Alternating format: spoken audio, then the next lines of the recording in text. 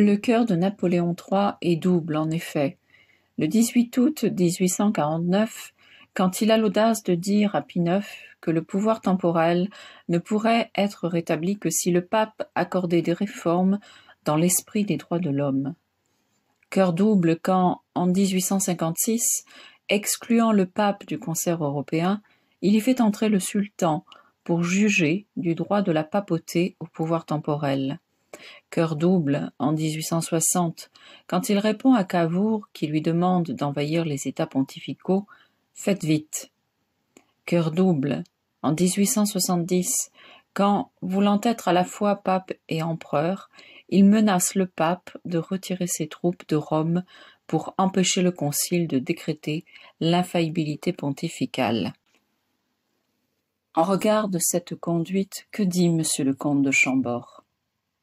Ici, naturellement, ma pensée se porte avec tristesse sur Rome, où nous laissons abattre en ce moment une des grandes choses que Dieu a faites par la France, Gesta Dei per Francos, je veux dire la souveraineté temporelle du chef de l'Église, indispensable garantie de son indépendance et du libre exercice de son autorité spirituelle dans tout l'univers.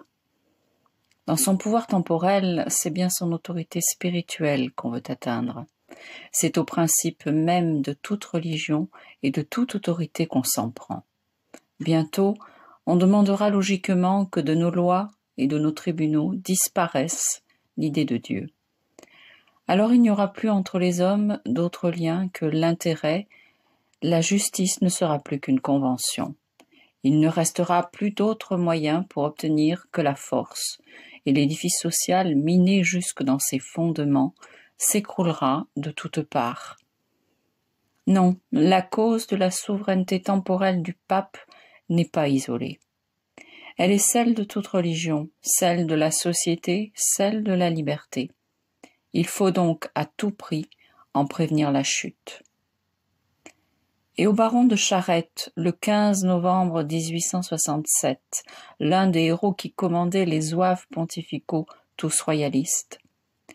Grâce à ces merveilleux dévouements et à ce brillant courage, la Révolution, pour la première fois depuis de longues années, a été obligée de reculer.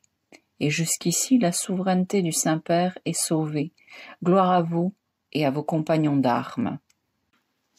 Quelle différence de langage entre le petit-fils de Saint-Louis et l'empereur de la Révolution. Pourtant, Napoléon III avait été prévenu de ce qui lui arriverait par le plus grand évêque français du XIXe siècle, le futur cardinal Pie, et en quels termes ? Le 15 mars 1859. Ah, sire, lorsqu'on se rappelle que pendant 11 siècles, la politique de l'Europe chrétienne fut de combattre le turc, comment n'éprouverait-on pas quelque étonnement de voir le souverain d'un pays catholique se faire le soutien de la puissance ottomane et aller, à grands frais, assurer son indépendance ? Or, ne suis-je pas fondé à dire que c'est par là même assurer des abus ? Car enfin, qui protégeons-nous ? Il y a à Constantinople un homme, ou plutôt un être que je ne veux pas qualifier, qui mange dans une auge d'or 200 millions prélevés sur les sueurs des chrétiens. Il les mange avec ses 800 femmes légitimes. Et c'est pour perpétuer et consolider un tel état de choses que nous sommes allés en Orient. C'est pour en assurer l'intégrité que nous avons dépensé 2 milliards, 63 officiers supérieurs, 350 jeunes gens, la fleur de nos grandes familles, et 200 000 Français. Après cela, nous sommes venus à parler des abus de la Rome pontificale. Excusez-moi, sire, mais à ce Turc, non seulement nous avons dit « Continue à te vautrer comme par le passé dans ta fange séculaire. Je te garantis tes jouissances et je ne souffrirai pas qu'on touche à ton empire. » Mais nous avons ajouté « Grand sultan ». Jusqu'à présent, le souverain de Rome, le pape, avait présidé au Conseil de l'Europe. Eh bien, nous allons avoir un Conseil européen. Le pape n'y sera pas, mais tu y viendras, toi, qui n'étais jamais venu. Non seulement tu y seras, mais nous ferons devant toi le cas de conscience de ce vieillard absent. Et nous te donnerons le plaisir de voir éclater et soumettre à ton jugement les prétendus abus de son gouvernement. En vérité, sire, n'est-ce pas là ce qui s'est fait ? Et après de telles tolérances, pour ne rien dire de plus, est-on bien en droit d'alléguer des scrupules qui nous seraient venus au sujet des abus d'un gouvernement qui est bien, à n'en pas douter, le plus doux, le plus paternel, le plus économique des gouvernements de l'Europe? Ni la Restauration, ni vous n'avez fait pour Dieu ce qu'il fallait faire, parce que ni l'un ni l'autre vous n'avez élevé son trône, parce que ni l'un ni l'autre vous n'avez renié les principes de la Révolution, dont vous combattez cependant les conséquences pratiques, parce que l'évangile social dont s'inspire l'État est encore la Déclaration des droits de l'homme, laquelle n'est autre chose, sire, que la négation formelle des droits de Dieu. Or, c'est le droit de Dieu de commander aux États comme aux individus. Ce n'est pas pour autre chose que notre Seigneur Jésus-Christ est venu sur la terre.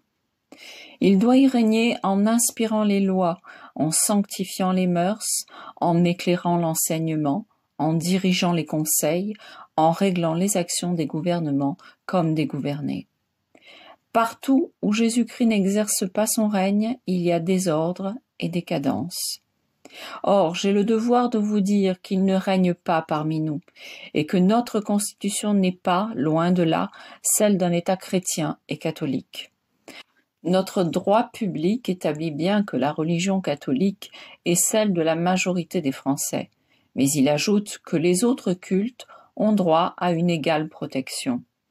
N'est-ce pas proclamer équivalemment que la Constitution protège pareillement la vérité et l'erreur? Eh bien, sire, savez-vous ce que Jésus-Christ répond aux gouvernements qui se rendent coupables d'une pareille contradiction? Jésus-Christ, roi du ciel et de la terre, leur répond. Et moi aussi, gouvernement, qui vous succédez en vous renversant les uns les autres, moi aussi, je vous accorde une égale protection. J'ai accordé une pareille protection à l'empereur, votre oncle, j'ai accordé la même protection aux Bourbons, la même protection à la République, et à vous aussi, la même protection vous sera accordée. Et à l'objection de l'empereur lui disant que le moment n'est pas encore favorable, il répond avec quelle admirable grandeur d'âme et quelle implacable logique. Sire, quand de grands politiques comme votre Majesté m'objectent que le moment n'est pas venu, je n'ai qu'à m'incliner, parce que je ne suis pas un grand politique. Mais je suis un évêque, et comme évêque, je leur réponds. Le moment n'est pas venu pour Jésus-Christ de régner? Eh bien alors le moment n'est pas venu pour les gouvernements de durer. 1870, voilà le châtiment.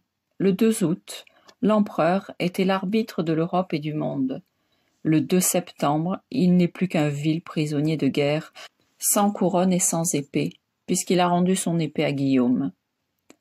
Je ne crois pas que depuis Clovis il y ait eu un souverain français tombant en pareille catastrophe.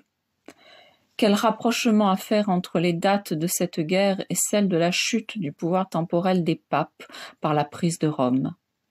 Nous empruntons à l'abbé Vial le tableau qu'il a tracé. Il est strictement éloquent. 4 août 1870. Annonce officielle de l'évacuation de Rome par les soldats français. Premier désastre des Français à Wissembourg. 5 000 Français écrasés par 30 000 Allemands. 5 août 1870. Le corps d'occupation abandonne Viterbe, seconde ville des États du Pape. Les Allemands envahissent la frontière française. 6 août 1870. Le général Dumont s'embarque pour la France à 2 heures de l'après-midi. Le drapeau est descendu des bastions de Civitavecchia à 5 heures. Écrasé à Wörth, Freshwiller, Reinshofen, MacMahon opère sa retraite à 2 heures de l'après-midi. Nombre considérable de drapeaux français tombe aux mains des Prussiens à 5 heures. 7 août 1870. Départ des derniers 4 000 Français qui défendaient le Saint-Siège. 4 000 Français faits prisonniers par les Prussiens. 14 août 1870. Inauguration à Paris de la statue de Voltaire, qui est une insulte publique à Dieu et à la France chrétienne. Les Prussiens commencent le bombardement de Strasbourg, capitale de notre Alsace. 4 septembre 1870. Les Piémontais s'emparent de Civitavecchia. Les Prussiens s'emparent de Versailles. 19 septembre. Investissement complet de Rome par les Piémontais. Investissement complet de Paris par les Prussiens. 20 septembre. La canonnade italienne frappe les remparts de Rome. La canonnade prussienne réduit en cendres la résidence impériale de Saint-Cloud. 24 septembre. L'armée pontificale obligée de capituler devant les bandes piémontaises. Toul capitule devant les Prussiens. Effarement de Paris. 28 septembre. Le général piémontais agit en souverain dans Rome. Strasbourg capitule. 7000 prisonniers. 11 octobre. Victor Emmanuel accepte officiellement le plébiscite qui lui donne Rome. Orléans, la ville de Jeanne d'Arc prise par les Prussiens. 22 octobre. Le ministre italien répond à la lettre de l'ambassadeur français qui le félicitait d'avoir pris Rome. Il en avait le temps et le courage. Saint-Quentin, canonné, pris et imposé de 2 millions. 5 jours après, Metz capitule. 173 000 soldats, 1665 canons, 278 289 fusils, quantité de munitions, de drapeaux livrés à l'ennemi.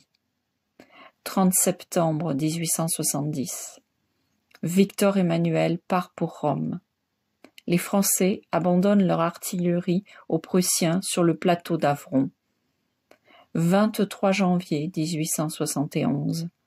Le prince Humbert entre à Rome et s'installe au Quirinal. Jules Favre s'humilie devant Bismarck à Versailles pour négocier la capitulation de Paris. 1er février 1871. La Chambre italienne déclare la dépossession du pape, un fait accompli. L'armée de l'Est, 80 000 hommes, non comprise dans l'armistice du 28 janvier, passe en Suisse. Les Prussiens reprennent Dijon et déclarent définitive la défaite de la France. Le roi de Prusse, Guillaume Ier, reconnut lui-même la grande loi providentielle des châtiments infligés à la France quand notre patrie est infidèle à sa vocation. « Je n'ai pas vaincu les Français, dit-il. Dieu me les a livrés. » La France crie « Pitié, mon Dieu !» Alors paraît Notre-Dame d'Espérance de Pontmain.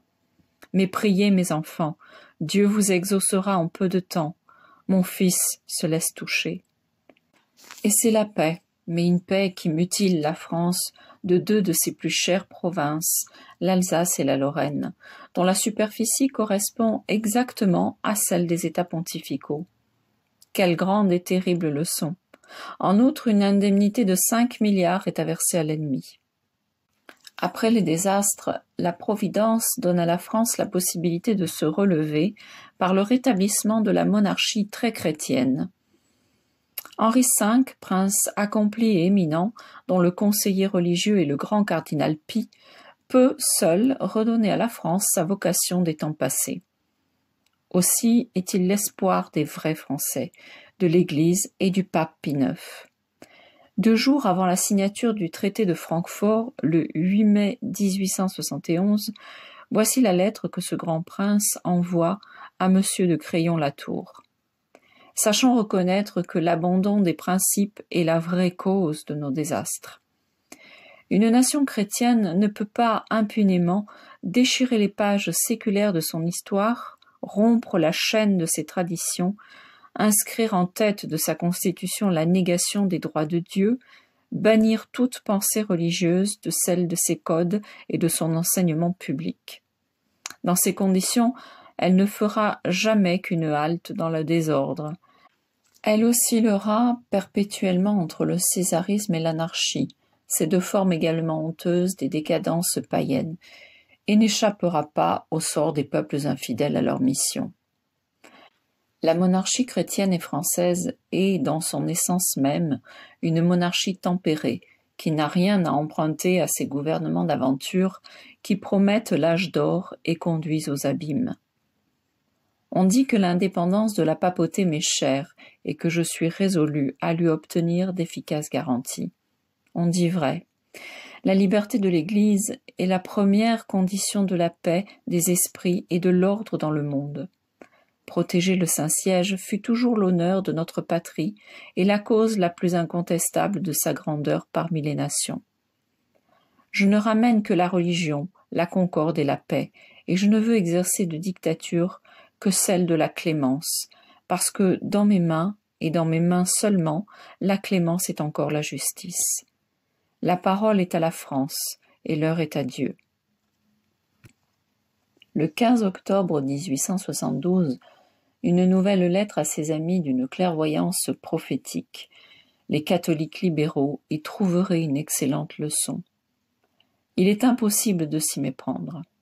La proclamation de la République en France a toujours été et serait encore le point de départ de l'anarchie sociale, le champ ouvert à toutes les convoitises, à toutes les utopies. Si le pays a la faiblesse de se laisser entraîner par les courants qui l'agitent, rien n'est moins inconnu que l'avenir. Nous courons à un abîme certain. En vain essaierait-on d'établir une distinction rassurante entre ce parti de la violence qui promet la paix aux hommes en déclarant la guerre à Dieu et ce parti plus prudent, mieux discipliné, arrivant à ses fins par les voies détournées, mais atteignant le même but. Ils diffèrent par leur langage, mais ils poursuivent la même chimère. Ils ne recrutent pas les mêmes soldats, mais ils marchent sous le même drapeau. Ils ne peuvent nous attirer que les mêmes malheurs.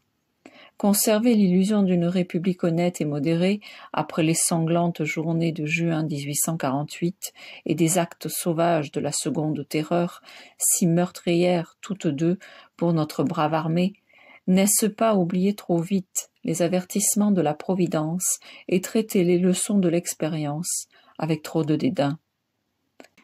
C'est au moment où la France se réveille en s'affirmant par un grand acte de foi qu'on prétendrait lui imposer le gouvernement le plus menaçant pour ses libertés religieuses. À la politique des fictions et des mensonges, opposons partout et toujours notre politique à ciel ouvert. Le jour du triomphe est encore un des secrets de Dieu, mais ayez confiance dans la mission de la France. L'Europe a besoin d'elle, la papauté a besoin d'elle, et c'est pourquoi la vieille nation chrétienne ne peut pas périr. L'admirable syllabus de Pie IX et ses avertissements restent lettre morte. La France continue de vouloir concilier Dieu et Satan, l'Église et la Révolution, l'Évangile et les droits de l'homme. L'Assemblée nationale délègue quelques-uns de ses membres pour offrir la couronne au comte de Chambord aux conditions suivantes. Un programme à peu près conforme au principe de 89. Un drapeau tricolore. Le petit-fils de Saint-Louis ne pouvait devenir le roi des droits de l'homme. Il ne pouvait pas adopter le drapeau tricolore, quelles que soient les gloires dont sont chargés ses plis, parce que ce drapeau, ayant présidé aux échafauds de la terreur et à toutes nos discordes nationales, est, par excellence, le drapeau de la Révolution et a été imposé à la France par les loges maçonniques et donc par Satan. Il n'avait pas le droit d'abandonner le drapeau blanc fleur-de-lysée, la vieille bannière de Saint-Louis et de Jeanne d'Arc, qui tant de fois conduisit nos pères à la victoire. C'eût été renier son principe.